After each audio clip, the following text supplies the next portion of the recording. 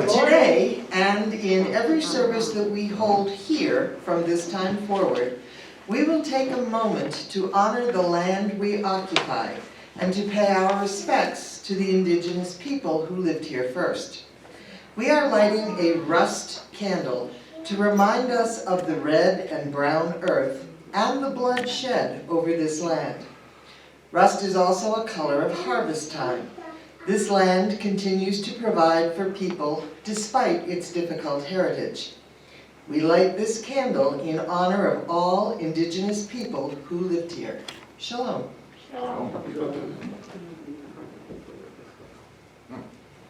Good morning. Good morning. Good morning. I'm Sherry Nofke, your service associate today, and our speaker is our consulting minister, the Reverend Dr. Nancy Hibb. Our program is titled Team Spirit, and we'll be exploring the place of all 7 of our UU principles in our shared spirituality as a congregation. We hope that you are prompted to new insights for yourself, this congregation, and our world at large by the material you encounter here today. Today's support team is made up of Bram and Roxy Castek, who greeted us at the door with a bulletin and a smile, Steve Poyani, who is videotaping even as I speak, and Dana Sanford, who has charge of our sound system. Our thanks to all of them for their service. Is anyone here for the first time today? No?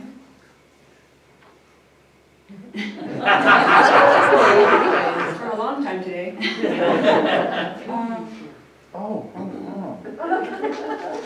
Okay, so here are this week's announcements. For those who are interested, Smith's is having their semi-annual case lot sale, which makes for a great donation for Storehouse West. The donation basket is in the social hall against the courtyard wall. If you bring in a case of food, just leave it outside the basket.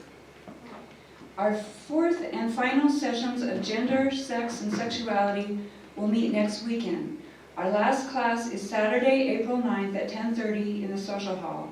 And our final discussion is on Sunday, April 10th in the social hall at 9:50 a.m.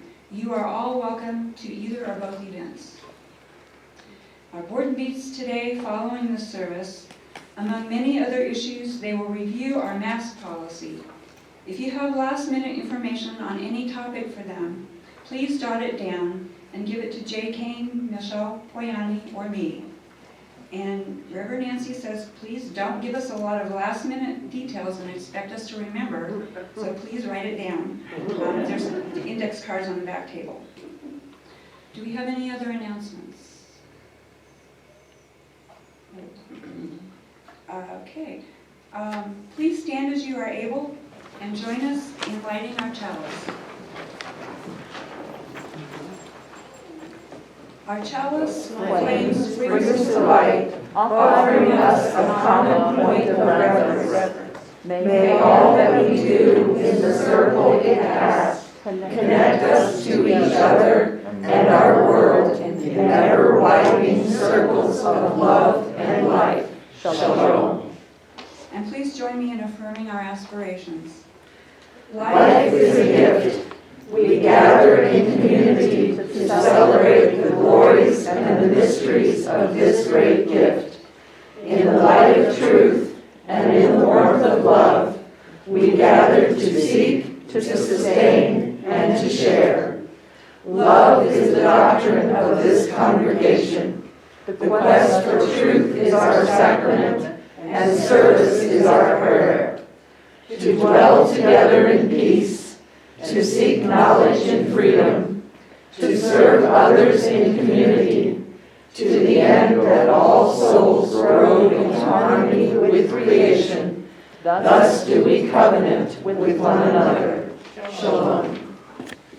And please open your hymnal and join us in song number 123, Spirit of Life.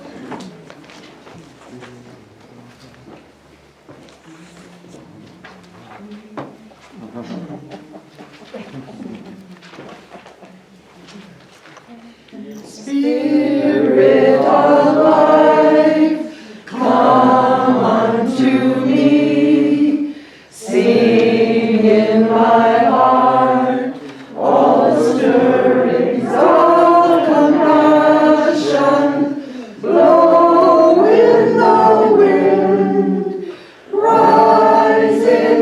the sea.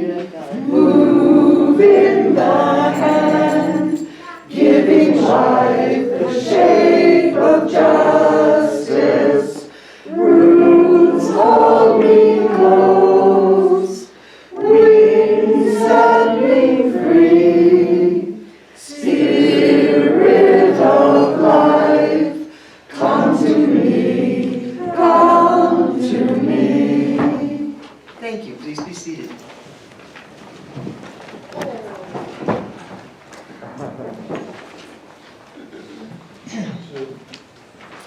I invite you now to join me in a moment for centering. To sit back in your pew or your seat, wherever you are, here in the sanctuary or at home, watching this online. Relaxed, supported, upright. Uncross your ankles, your knees, your wrists. Let the energy flow through your body, unimpeded. Close your eyes if you are comfortable doing so, or choose a focal point and let your gaze go soft.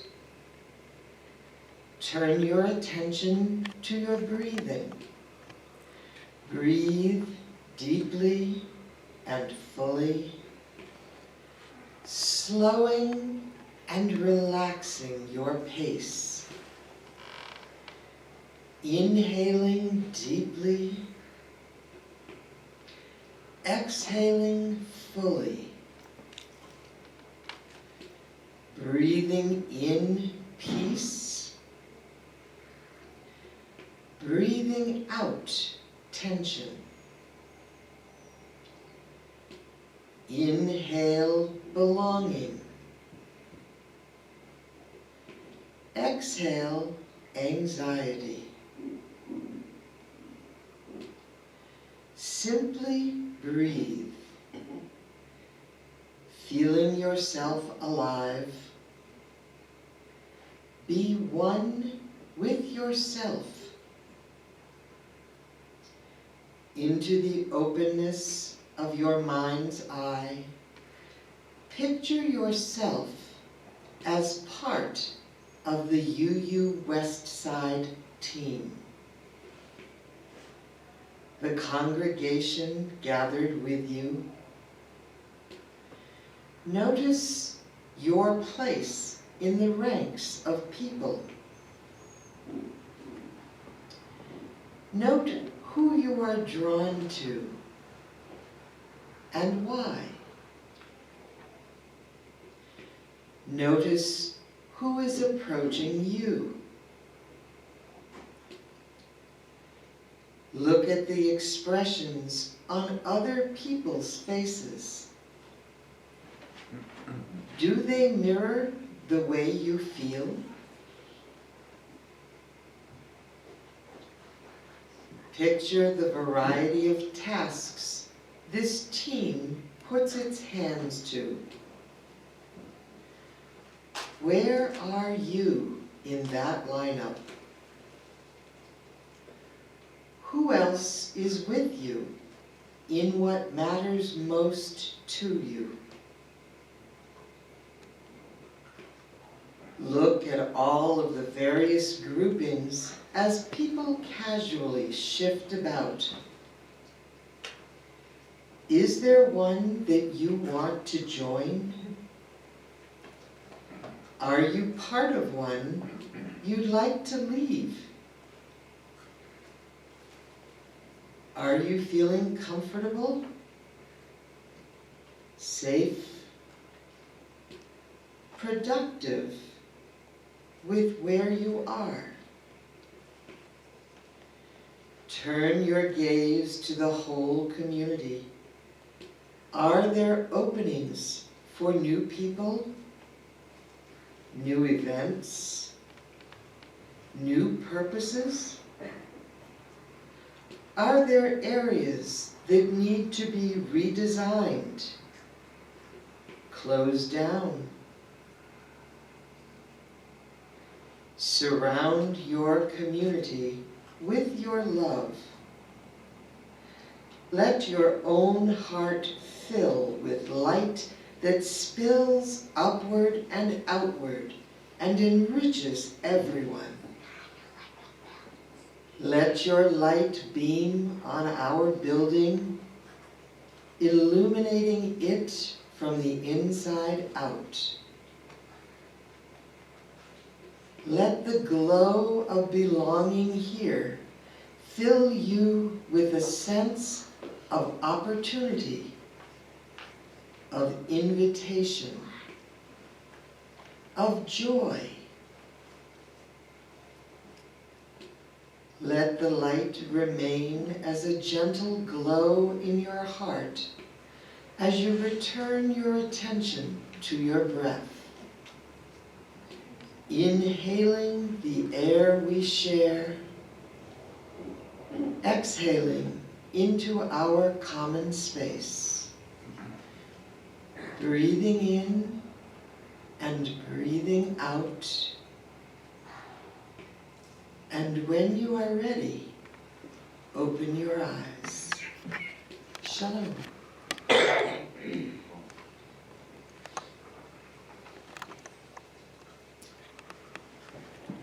Being aware and intentional about our connections as a congregation is an important part of all that we do. Sharing a bit of our personal joys and concerns helps us to support and celebrate with each other more deeply. We encourage you to share the things that matter most to you with us now. As you raise your hand, Sherry will bring you the mic, and I will light a candle for each one. If you are watching this on video, we invite you to light your own candle at home.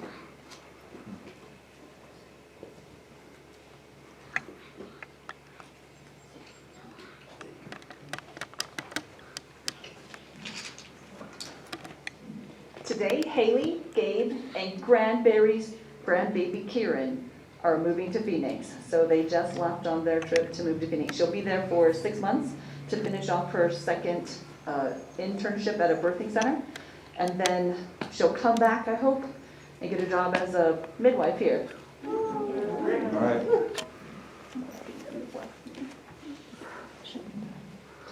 I still have tremendous sorrow for the situation in Ukraine. They released more footage this morning of the horrors there.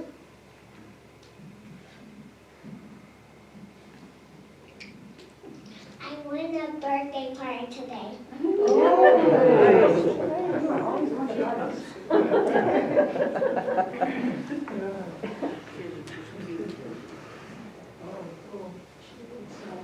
I'm concerned about my hearing, and I have a hearing test tomorrow.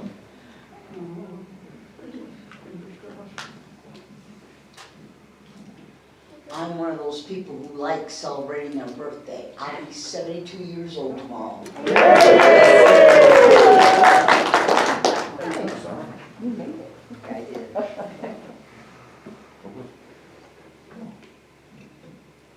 I have two concerns. I hate talking about myself, but I have to have surgery on my big toe on April 28th.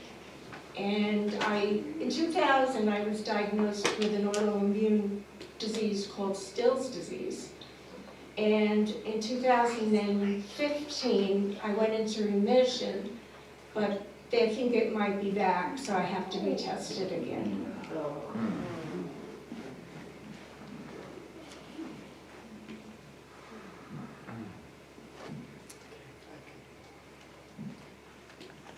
No, I need it. I have two things to bring to our attention, a concern and a joy, both on behalf of Ann Harrison. Ann is often here with her husband Dick.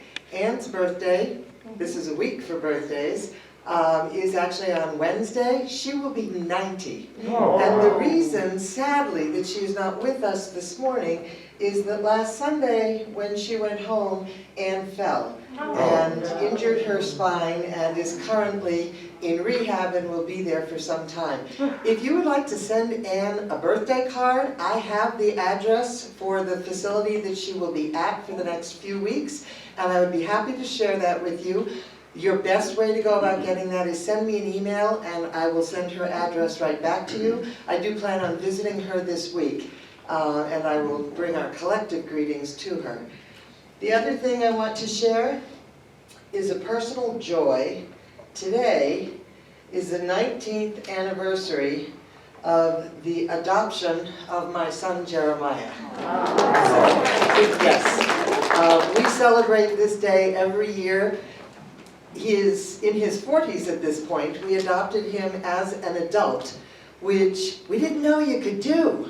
But you can. Yeah, Kathy, the lawyer, is nodding her head. She knows this stuff. Well, all 19 years ago, we discovered this, and he is a person whose family of origin had great difficulty with his status as a gay man.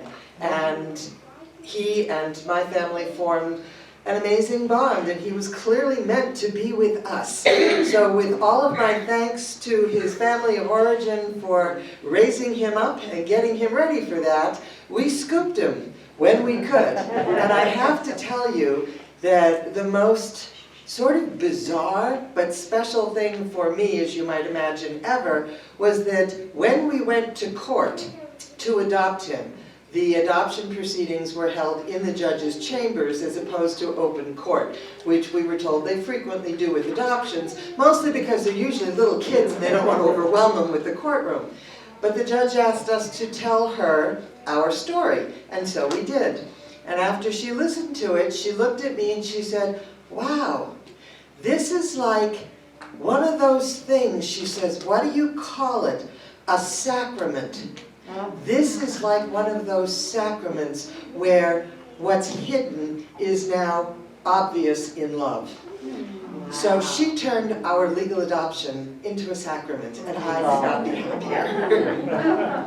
And I will light also one final candle here for all of the joys and concerns that we still hold in the privacy of our own hearts and minds. Thank you. And we light this red candle in support of all the victims of racial violence. May we stand firm in our commitment to justice. May we speak up, act out, and in every way possible in the context of our own lives, may we support, affirm, and provide healing to victims of racism. Shalom. And now we'll have our animal ministry moment presented by Graham Kastek.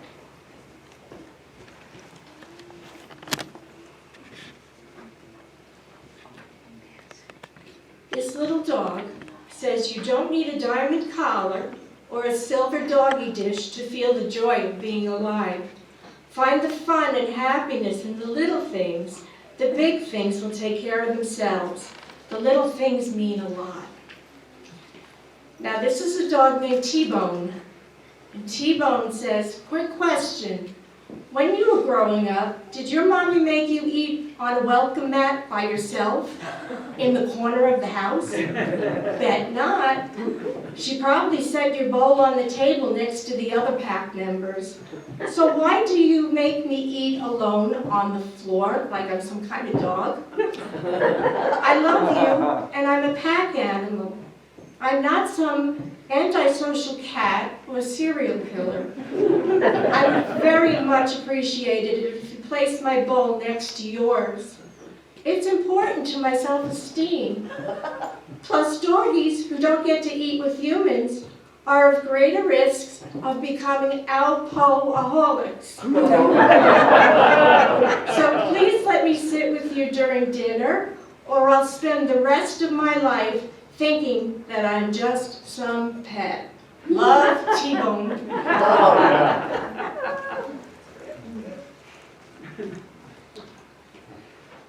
I have a dog who resonates with that. I swear if I set her a place, she would be very prim and proper and join us for any meal we'd let her. However, I have yet to do it. So, our moment for all ages this morning, I have for you a series of thought-provoking quotes about teamwork and team spirit. And like most things, there is more than one dimension to teamwork. So to start off, I'm going to take a slightly humorous look at what we might want to think of as the dark side of teamwork. So here's our first quote on the dark side. One person alone can be pretty dumb sometimes, but for real bona fide stupidity, nothing beats teamwork. And another, teamwork is essential. It allows you to blame someone else. Okay, having acknowledged the downside, here is the more inspiring upside of teamwork. The nice thing about teamwork is that you always have others on your side. Unity is strength. Where there is teamwork and collaboration, wonderful things can be achieved. And this one is for all you math and numbers people. Teamwork divides the task and multiplies the success. Talent wins games. Teamwork and intelligence wins championships. Here is an African proverb for you, and if you can, conjure up the prelude music in your mind. The proverb is, if you want to go fast, go alone. If you want to go far, go together. The words to our song were, I'm in a hurry and don't know why. Yeah. If you can do what I can't, and I can do what you can't, then together we can do what needs to be done. And this one's for the nature lovers among us. A snowflake is one of nature's most fragile things. But look what they can do when they stick together. Seriously. And how about if we can't work together, we can't work at all. And team spirit fuels individual strength for a mutual success. And ultimately, we have this, which is an image I just love. Love is not about leading or following. Love is about breathing together. Shalom. Shalom.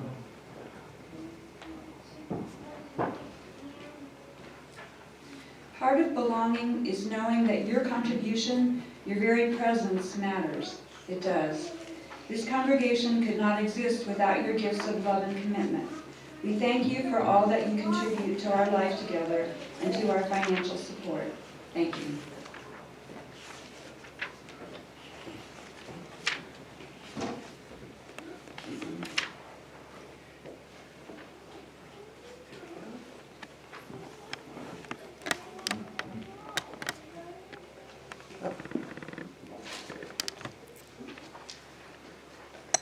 If you'll join me in our chorus. From you I receive, to you I give, together we share, and from this we live. Thank you.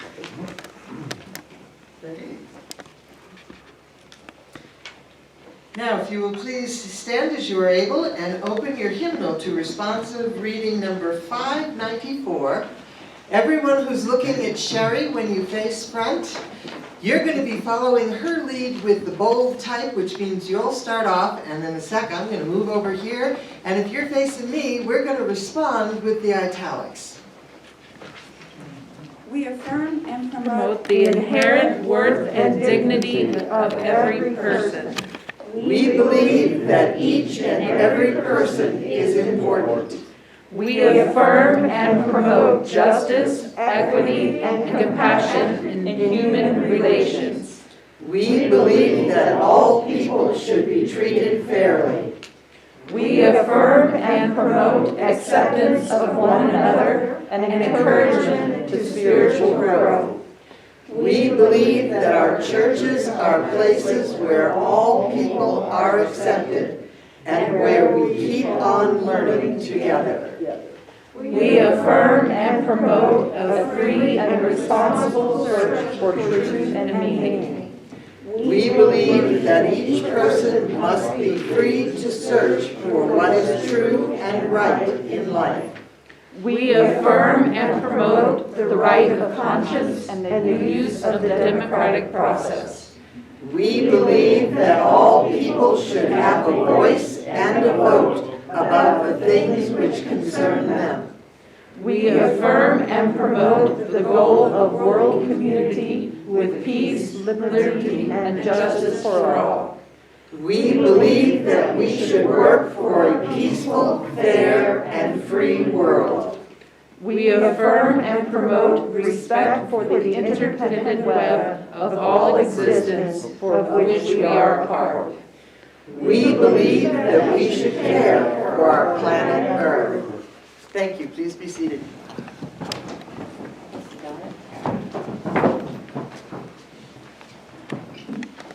Okay, so the most exciting thing to happen to me in a long time is that I just looked at the clock. And seriously, we should have real time available for response and interactive discussion. And I'm laying that out for you now. You notice it's in your bulletin. So y'all know it is a real expectation. There are no rhetorical questions from here on out. So that means you might have to think about things in the moment, but I'm sure we can do it. Now, I'm also sure that we are all familiar with the truth of that African proverb that I read to you. If you want to go fast, go alone. How many times have we said or thought, it would be so much easier if I could just do it myself? It doesn't even matter what the it is. If we do things by ourselves, we get to do them our way on our timetable. We are in control. We don't have a mic. Okay, you know, my voice is just loud, so. Yeah. Can we switch mics? Wait a minute. Well, Or did it just turn off? In theory, it's on. Okay. Every word being so important. No, I won't say the whole thing over again because I know my voice does carry, and you probably all heard it. But I will pick up with, how many times have you said to yourself, if I could just do this myself, all by myself, it would be so much better. I could do it faster. I could do it my way. And it really doesn't matter what the it in question is. If we do things by ourselves, we usually do get to do them our way and on our timetable. We are in control of whatever happens, or at least we would like to think so. The thing is, we don't live in a vacuum. So that illusion of control is usually just that. An illusion based on smoke and mirrors that we buy into because it's really what we want in the first place. Sometimes going fast is indeed the goal, or the necessary route to a particular end. So going alone sometimes works. It's the right choice when speed is a task-oriented necessity. But what about the rest of life? Because the truth is that most of life and most of the things that are really worth doing and worth doing well are the things that we want to go far. Being in it for the long haul. When it comes to issues of social justice, issues of climate change and environmental pollution, issues of feeding and sheltering and clothing the world, those issues command that we be in it for the long haul. We need to be committed pretty much forever, which is as far as human beings can envision. Some things do require speed. Others require long-term investment. Both are important. Today, we're going to focus on the long haul, on the commitment that requires teamwork. So when we first conjure up an image of a team, what do you see? Just shout out. I know you have masks on, but what kinds of teams can you think of? Name them. Football. Basketball. Sports. Voters. Voters. Work group. Work groups. Work groups. What was that, Adia? Hooks, okay, whatever, all kinds of groups. I can think of so many different kinds of teams that I have been involved with over the course of my life. And unlike many of you, none of mine are going to include organized sports. So think about things like a teaching team, being part of a healthcare team, a parenting team. I have been part of ministry teams. I was part of a preaching team at the MCC Boston Gay, Lesbian, Bisexual, Transgender Church for years. We rotated in a very focused way through that pulpit. There are dance teams, and Judy, where are you when I need you? I expected to hear you say that. Seriously, there are all, in the business world, oftentimes particular projects have teams that work on that specific project. Clearly, there are many different kinds of teams. And some are collaborative, others are competitive. On the surface, a dance team looks very different from a healthcare team, and they both look nothing like, at least I hope, nothing like a football team. So we need to ask ourselves, what do they have in common? Well, in addition to either collaboration and cooperation, which I see as a common groundwork, because the team itself, even if it's a team that's in a competitive sport, within the team you need collaboration and cooperation and what we generally refer to simply as teamwork. So teams on the whole have that and two other things in common. They have a common goal, anything from winning the game, keeping the patient alive, you name it. Dancing without falling down would be one of mine if I were part of a dance team. But there is a common goal, and the other thing that teams have in common is a set of guidelines, rules of the game, perhaps we could call them principles. Now, in my customary fashion, I decided, well, I'd best look it up and see what the official definition of team and teamwork happened to be. So here it is, hot off the internet for you. Teamwork is the collaborative effort of a group to achieve a common goal or to complete a task as in the most effective and efficient way. This concept is seen within the greater framework of a team, which is a group. And I really like this language, so listen closely, because this hopefully will describe us. A group of interdependent individuals who work together toward a common goal.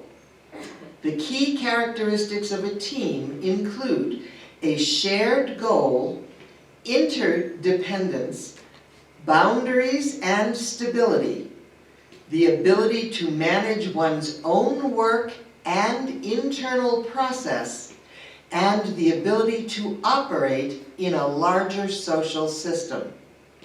Now that's actually kind of a lot to unpack all at once. But basically, shared goal, the willingness to work together, a clear sense of what the boundaries are both within the team and with the team's interaction with the larger world, and the ability to manage our own participation, no matter what spot you play on that team. Me, I'm always in the outfield because I will not catch a ball that has not bounced first. So, you don't want me on your team. However, to know what your own limits are, to understand and be in control of your own internal process, Because sometimes we find ourselves on a team and we think, I hate this. You know, if I sabotage this, I could make the whole thing go away. But that is the absolute antithesis of anything that is part of a healthy team. So to be aware of our own internal process and make sure it does not get in the way of being an effective team member. So we can move to the point where we say, oh, I really hate this, but I am going to do it and do my best on behalf of my teammates, because that is what I'm called to do. That's really important. Sometimes here at Westside, we like to think of ourselves as a family, and sometimes we like to think of ourselves as friends. I think that's because relationships are important to us. We also speak of ourselves as a community, a description that I have been advocating for over family and friends, because communities are bigger and they're more open to growth and change than most families or friend networks.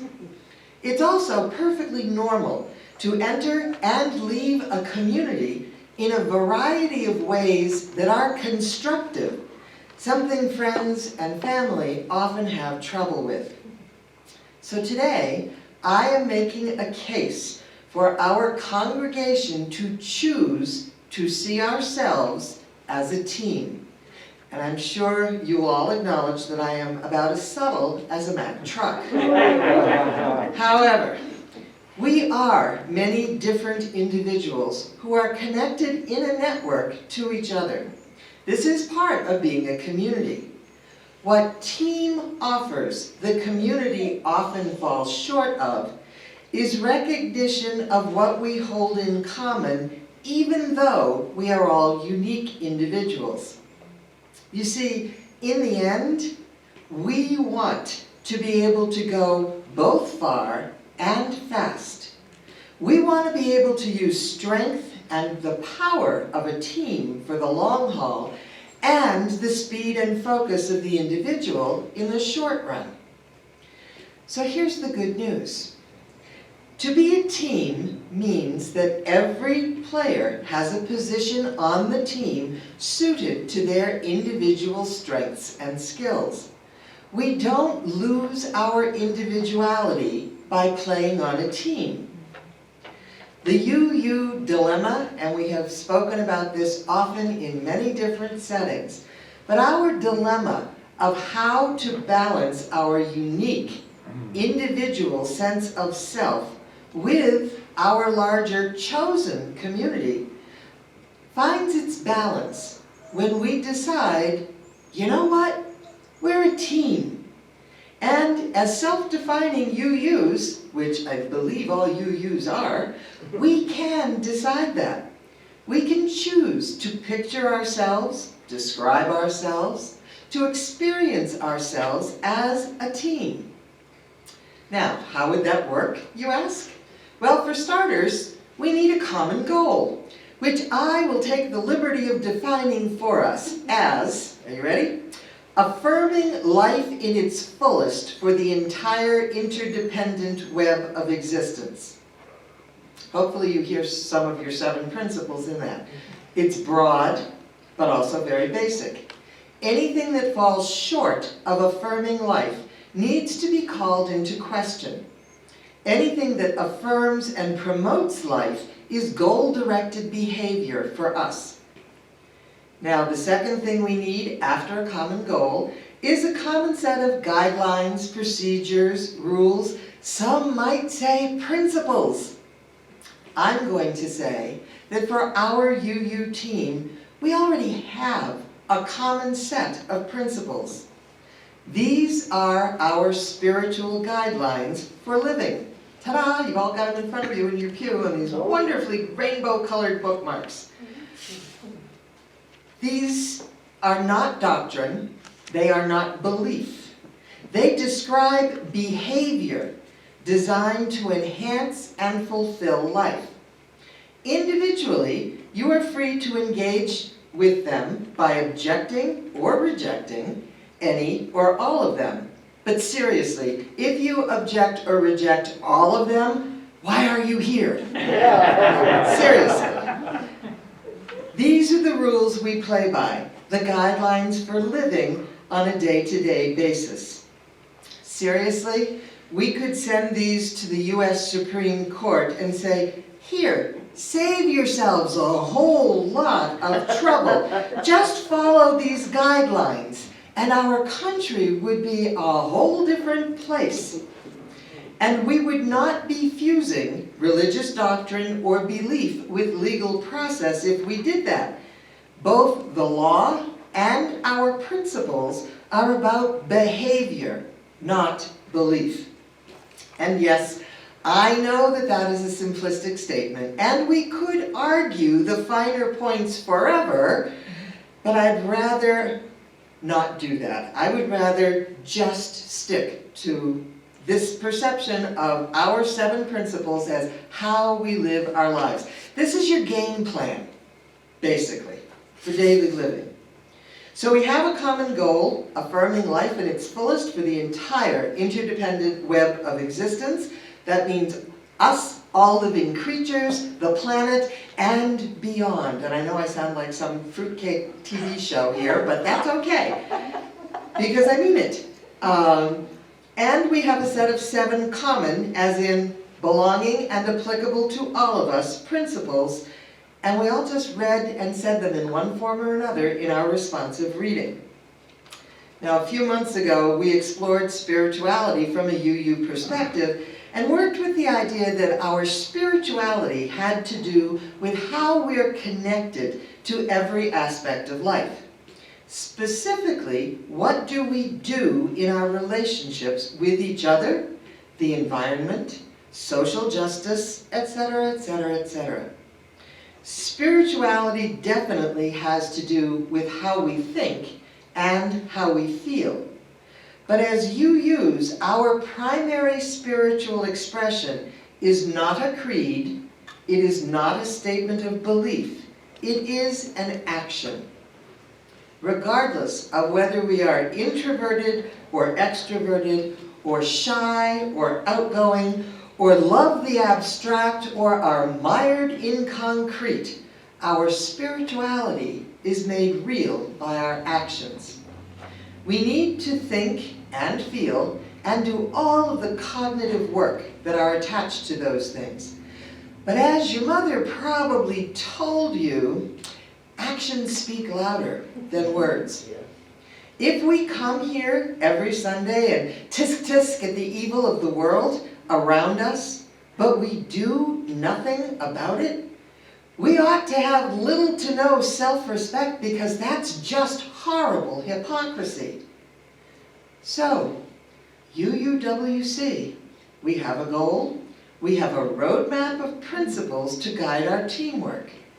Do we have a team? Now here are 3 questions that I would like you to think about, and then I am going to hand Sherry the mic, and she will be armed and dangerous as she comes round so that you can share your thoughts. Here are the 3 questions. What do you need to do or to be part of or to receive in order to nurture your individual personal spirit so that you can be a team player? I'm not just asking about your personal spiritual growth in general and what makes you happy and feel good. I'm asking specifically, what do you need so that you can be a team player? Secondly, what are you willing to do or be part of in order to nurture every other member of your team? Look around you, seriously, the people beside, behind, in front of you. What will you do for these people, teammates of yours, to affirm and promote them in their lives? And then the really big question that pulls us outside of ourselves, what are you willing to do or be part of to act consistently with our 7 principles in the world? Think causes, projects, outreach, justice. How can we collectively, as a congregation, love the world the way our principles call us to? What can we do together as a team? The bottom line, what kind of team, and we do have something in common here, or we wouldn't even be here, what kind of team do we want to be? What would you like to see us do together to make that happen? What are you willing or wanting to do as a single team player to bring that change, or plural, those changes, about? We've survived a pandemic, people. Nothing is the same as it used to be. And there will be no return to our former normal. We are in charge of building a new normal.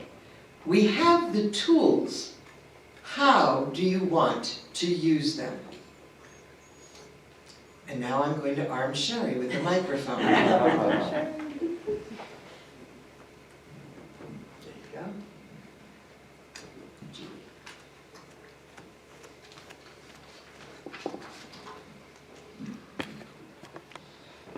I called out voting earlier, and although I love dancing, I think deep down I love voting more. And I know that we people in this congregation and in this nation have the power to vote in those principles that you read earlier. And I think that those of us who don't work as hard as we can, I no longer go house to house soliciting as I vote in campaigns and even run for office as I did years ago. And I no longer want to be on the telephone, even though I've had some wonderful experiences calling voters to vote for people. But now I'm reduced to writing as clearly as I can postcards. And I think each of us has to work to implement what we want in this country. Otherwise, we won't have it. Okay, so writing postcards where they're applicable to legislators, Or calling. or calling or whatever, is something that is doable. I would also extrapolate from that, Judy, because I know that at one point there was some interest in being willing to drive people to the polls. That is a service that we as a congregation could provide. So I'm just throwing that out there. Bram has her hand up.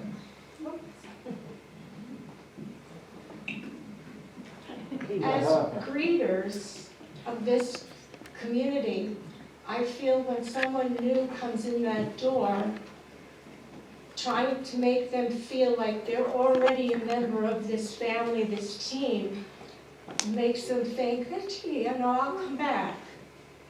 Okay.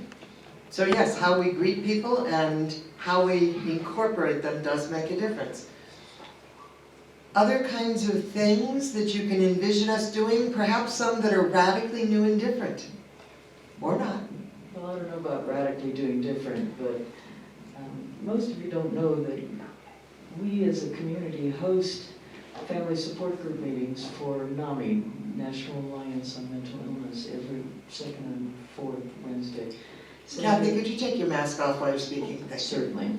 So most of you don't know that we as a community facility host family support group meetings for National Alliance on Mental Illness on every second and fourth Wednesday. And we're doing hybrid meetings, so some people show up in person and they're appropriately masked and whatnot. But we also are still doing the Zoom meetings that we started when we couldn't get together. And so we have not a huge in-person group generally, 2 or 3 or 4 of us often. And Sandy and I facilitated for years because NAMI saved our lives. And that's our way of giving back, but we also have a dear friend who facilitates here. But we also have people joining routinely from Durango, from Baton Rouge, from Reynosa. And we had a woman join us from Greece one day because she had family in Albuquerque. And louder. Certainly, and we had, in New Mexico, our mental health services are among the worst in the nation. The governor before this one very systemically destroyed our entire support system. So, as a community, one thing we can do, because in New Mexico, we have a higher than national average rate of mental health issues among our populace. We're at like 2/3 of our populace has mental health issues, and it's about half for the rest of the nation. You know, if you know somebody that's having issues, encourage them to reach out and find somebody to help them, and they're going to have problems finding resources. But have them look up NAMI online, NAMI, National Alliance on Mental Illness. There's a very active chapter in Albuquerque, and we're in the Woodside chapter. Anyway, so I would say encourage them to look into that, and thank you, congregation, for allowing us to use the facilities to support that. Other ideas about what Team Westside could do? Dream big, people. Roxy, behind you. We already, excuse me, we already do this in a number of ways, but anything that increases our visibility that we're accepting and our overall visibility will really improve our ability to get things done as our own little community. All right, I'm going to push that into a zone that might be discomforting or slightly uncomfortable, because by and large people nodded their heads as Roxy was speaking and suggesting that we need to maximize our visibility to the surrounding area as a safe place for all people to come and to be together in the congregation as we are. What if we increased our building by doing something as radical as painting it pink?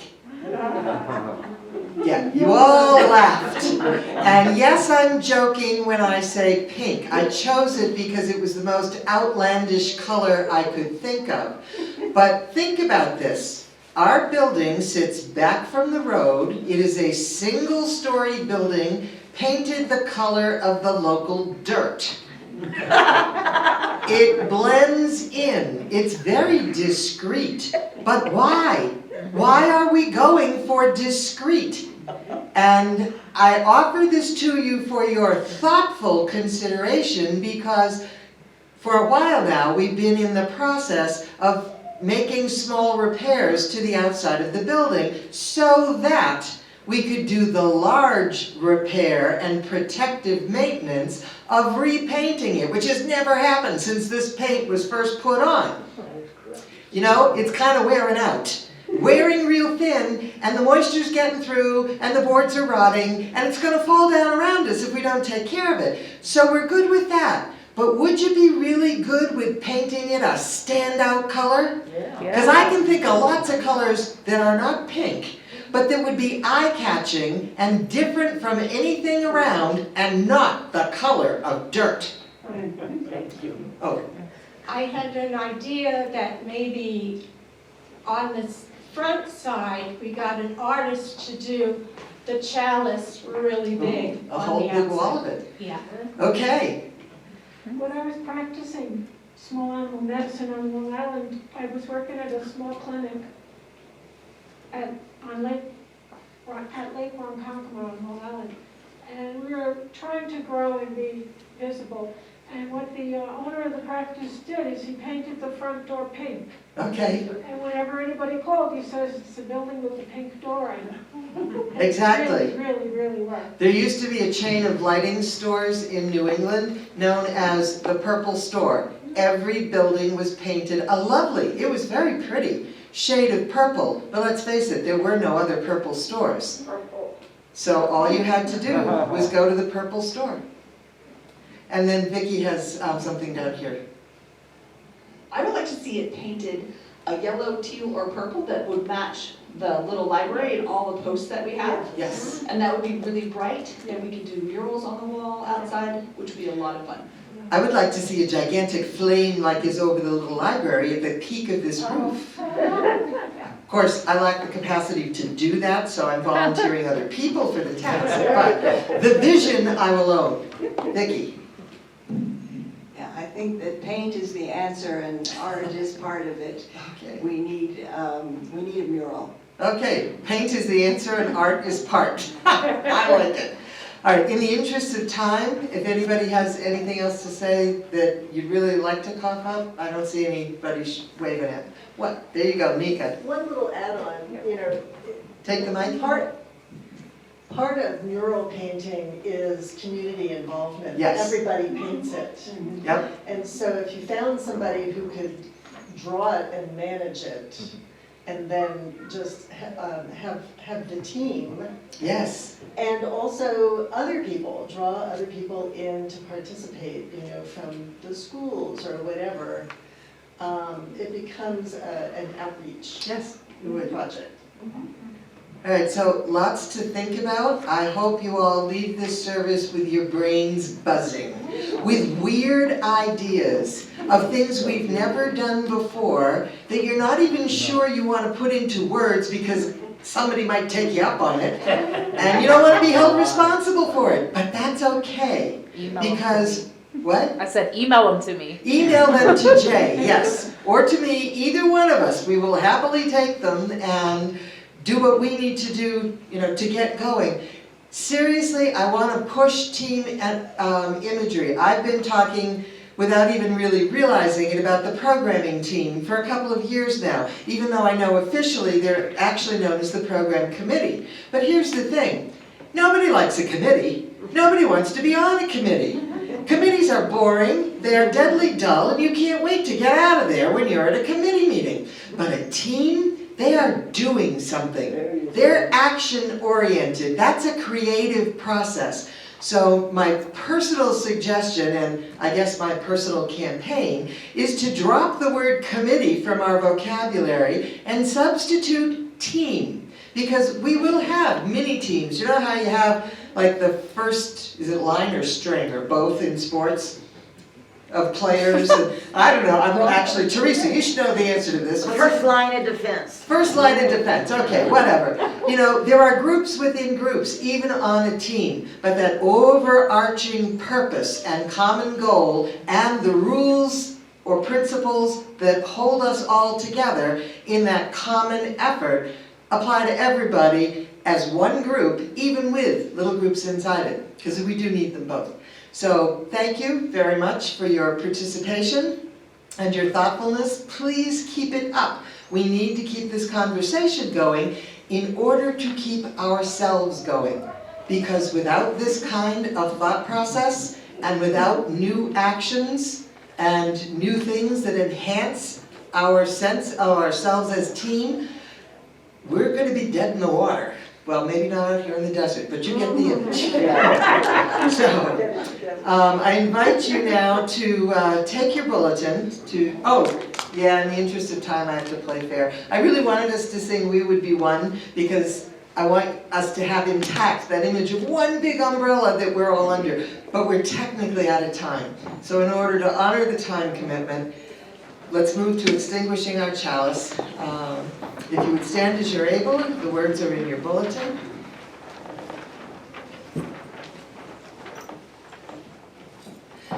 May our chalice flame reside in our hearts, inspiring us in all we are and all that we do. May our spirituality connect us to the whole web of life in compassion and truth, in love and meaning. Slava. May a sense of belonging well up from deep within you. May it inspire you to love and nourish yourself. May it inspire you to love and nurture your communities, all of them. May it inspire you to love and nurture the world we share. Go in peace. Slava. Slava. Now if you'll face each other across the center aisle, we will sing Go Now in Peace together. Go